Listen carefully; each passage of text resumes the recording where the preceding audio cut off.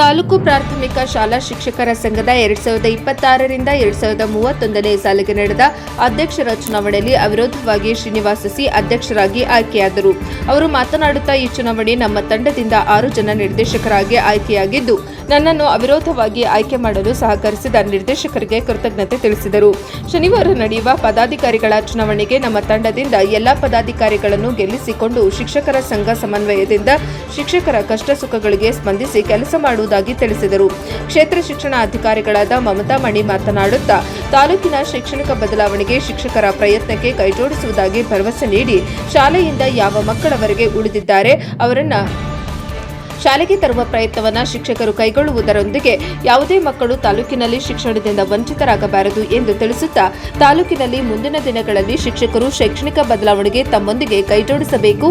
ತಾಲೂಕಿನಲ್ಲಿ ಎಸ್ಎಸ್ಎಲ್ಸಿ ಪರೀಕ್ಷೆಯಲ್ಲಿ ಉತ್ತಮ ಫಲಿತಾಂಶ ಬರಲು ತಮ್ಮ ಸಹಕಾರ ಬೇಕೆಂದರು. ಶಿಕ್ಷಕರ ಸಮಸ್ಯೆಗಳಿಗೆ ಸ್ಪಂದಿಸುವುದರೊಂದಿಗೆ ಅವರಿಗೆ ಮೂಲಭೂತ ಸೌಲಭ್ಯಗಳು ಸಕಾಲದಲ್ಲಿ ತಲುಪುವಂತೆ ಗಮನ ನೀಡಲಾಗುವುದು. ಶಿಕ್ಷಕರು ತಮ್ಮ ಯಾವುದೇ ಸಮಸ್ಯೆ ಇದ್ದರೂ ಸಹ ದೂರವಾಣಿ ಮೂಲಕ ತಿಳಿಸಿದರೆ ಅಂಥ ಸಮಸ್ಯೆಗಳಿಗೆ ಸ್ಪಂದಿಸುವ ಕೆಲಸ ಮಾಡುವುದಾಗಿ ತಿಳಿಸುತ್ತಾ, ತಾಲೂಕಿನಲ್ಲಿ ಶಿಕ್ಷಕರ ಕೊರತೆ ಇದ್ದು ಅವುಗಳನ್ನು ನೀಗಿಸಿಕೊಂಡು ಉತ್ತಮ ಶಿಕ್ಷಣ ನೀಡುವುದರೊಂದಿಗೆ ಶಾಸಕರ ಸಹಕಾರದೊಂದಿಗೆ ಪ್ರಾಮಾಣಿಕವಾಗಿ ಶೈಕ್ಷಣಿಕ ಬದುಕು ಬದಲಾವಣೆಗೆ, ವಿದ್ಯಾರ್ಥಿಗಳ ಜ್ಞಾನಾರ್ಜನೆಗೆ, ತಾಲೂಕಿನ ಶೈಕ್ಷಣಿಕ ಪ್ರಗತಿಗೆ ಶ್ರಮಿಸುವ ಮೂಲಕ ಸಹಕರಿಸುವುದಾಗಿ ತಿಳಿಸಿದರು.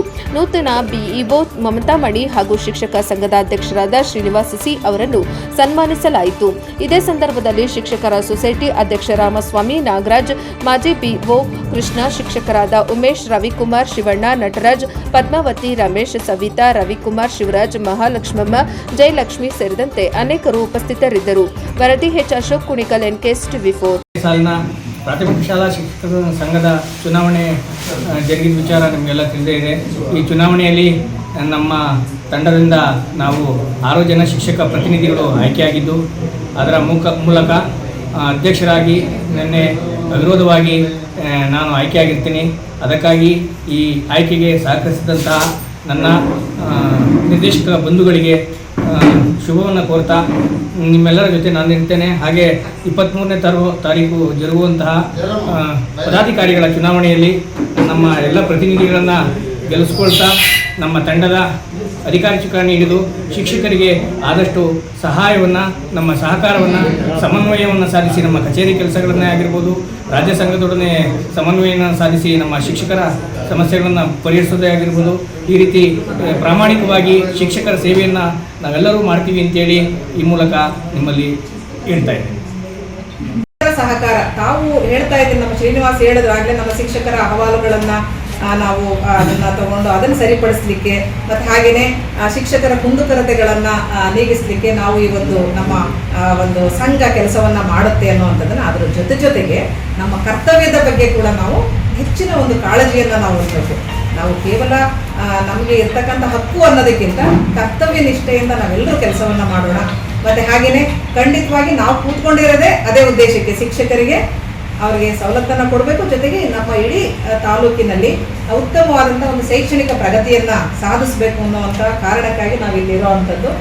ತಾವೆಲ್ಲರೂ ಕೂಡ ನನಗೆ ಸಹಕರಿಸೋದ್ರ ಮೂಲಕ ಒಂದು ಒಳ್ಳೆಯ, ಬಹಳ ಮುಖ್ಯವಾಗಿ ನಮಗೆ ಬೇಸಿಕ್ ಆಗಿ ನಾನು ನಮ್ಮ ತಾಲೂಕಿನಲ್ಲಿ ಕಂಡುಕೊಂಡಿರುವಂಥದ್ದು ಏನಂತ ಹೇಳಿದರೆ, ಶಿಕ್ಷಕರ ಕೊರತೆ ಜಾಸ್ತಿ ಇದೆ ನಮ್ಮಲ್ಲಿ.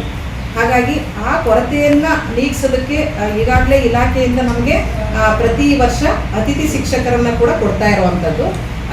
ಅತಿಥಿ ಶಿಕ್ಷಕರ ಜೊತೆಗೆ ಅವರ ಜೊತೆ ನಾವು ಒಂದು ಸಹಯೋಗವನ್ನು ಪಡ್ಕೊಂಡು ನಾವು ಬೇಸಿಕ್ ಆಗಿ ನಾವು FLN ಮಕ್ಕಳು ಅಂತ ನಾವೇನು, ನೀವಾಗಲೇ ನಿಮಗೆ ಗೊತ್ತಿದೆ, ನಮ್ಮ ಶಿಕ್ಷಕ ಮಿತ್ರರಿಗೆ ಗೊತ್ತಿದೆ, ಫೌಂಡೇಶನಲ್ ಲಿಟ್ರಸಿ ಆ್ಯಂಡ್ ನ್ಯೂಮರಸಿ ಕೊರತೆ ಇರತಕ್ಕಂಥ ಮಕ್ಕಳುಗಳು ಇರುವಂಥದ್ದು. ಅಂಥ ಮಕ್ಕಳಿಗೆ ನಾವು ಹೆಚ್ಚಿನ ಆದ್ಯತೆಯನ್ನು ಕೊಡೋದ್ರ ಮೂಲಕ ನಮ್ಮ ತಾಲೂಕಿನಲ್ಲಿ ಆ ಒಂದು FLN ಮಕ್ಕಳ ಒಂದು ಸಂಖ್ಯೆಯನ್ನು ನಾವು ಗಣನೀಯವಾಗಿ ಕಡಿಮೆ ಮಾಡಬೇಕು ಅನ್ನೋವಂಥದ್ದು ನನ್ನ ಒಂದು ಆಶಯ. ಸ್ನೇಹಿತರೆ, ತಾವೆಲ್ಲರೂ ಅದಕ್ಕೆ ಬೆಂಬಲ ಕೊಡ್ತೀರಾ ಅಂತ ನಾನು ಭಾವಿಸ್ತೇನೆ. ಆಗ್ಬೋದಲ್ವಾ?